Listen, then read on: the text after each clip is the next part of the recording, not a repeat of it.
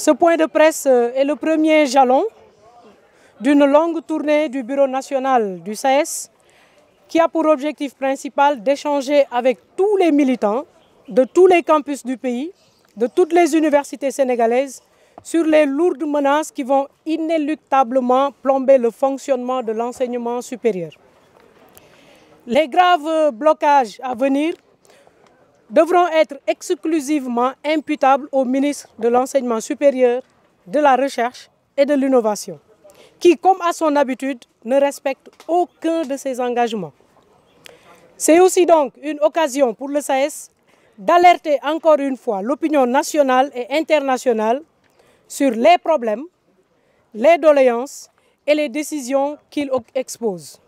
Vous comprenez donc pourquoi on parle de grande offensive 3-4-3 de la coordination du SAES de l'Université Assane Seck de Ziguinchor, puisqu'il y a 3 problèmes, 4 doléances et 3 décisions. Je m'en vais vous parler des problèmes. Il y a donc 3 problèmes. Le premier est en rapport avec le choix unilatéral du gouvernement d'orienter tous les bacheliers dans le public. Dans ce cadre-là, le SAES avait posé la condition préalable d'adopter des mesures d'accompagnement, comme l'achèvement et la livraison avant la rentrée universitaire de toutes les infrastructures équipées dans tous les campus. Le SAES avait également demandé l'ouverture immédiate de 400 postes d'enseignants-chercheurs. Il avait demandé le paiement des sommes dues aux vacataires qui accompagnent les universités dans leur fonctionnement. Il avait enfin demandé l'augmentation de la dotation de l'État et le respect de la loi 2015-26 du 28 décembre 2015. Vous pouvez juger de vous-même si les choses sont faites ou pas. Deuxième problème, c'est relatif à la procédure d'orientation. Pour cela, le SAES, après constat de la cacophonie et des dysfonctionnements notés dans le processus d'orientation des nouveaux bacheliers de 2019, avait donc alerté et demandé l'audit technique de la plateforme d'orientation qui, en réalité, en plus d'être une boîte noire dont le fonctionnement est d'une totale opacité, viole donc depuis des années, avec la bénédiction de notre ministère de tutelle, le décret 2016-1805 relatif à l'orientation des bacheliers. Ainsi, pour restaurer la confiance, le SAES a demandé le respect du décret 2016-1805 sur l'orientation des bacheliers, une spécification de la procédure publique et compréhensible. Il a également demandé un algorithme, qu'il y ait donc un algorithme public et compréhensible, une gestion rigoureuse du processus et la transparence des classements des universités. Pour ce deuxième problème, vous jugerez également si c'est fait ou pas. Troisième et dernier problème, c'est en rapport avec les textes de gouvernance des universités.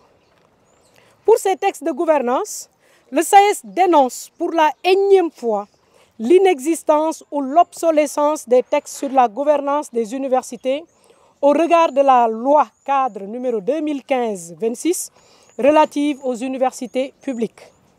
Le SAES tient à faire constater que depuis 4 ans, je dis bien 4 ans, toutes les universités publiques fonctionnent dans une parfaite illégalité, faute de décret d'application de cette loi. Après plusieurs réunions et séminaires, le projet de décret d'application ayant été examiné et validé par toutes les instances des universités, conformément à la loi 94-79 sur les franchises et libertés universitaires, n'est jusqu'à présent pas appliqué. Ce retard reste inexplicable, d'autant que la loi a été adoptée par le Conseil des ministres et votée par l'Assemblée nationale. Il ne reste que la signature du décret d'application par le président de la République. Et pour ce troisième problème, vous constaterez que rien n'est fait. Et au regard de tous ces problèmes-là, le SAES a fini par poser des doléances. Donc, après plusieurs alertes et relances au ministre de l'Enseignement supérieur, de la Recherche et de l'Innovation, donc à l'État du Sénégal, Le secrétariat exécutif national du SAES, qui s'est réuni à Thiès le 18 janvier 2020, a finalement décidé, parce que c'était la dernière solution, donc ce secrétariat exécutif a finalement décidé de déposer un préavis de grève essentiellement centré sur 4 points. Ce sont les 4 doléances.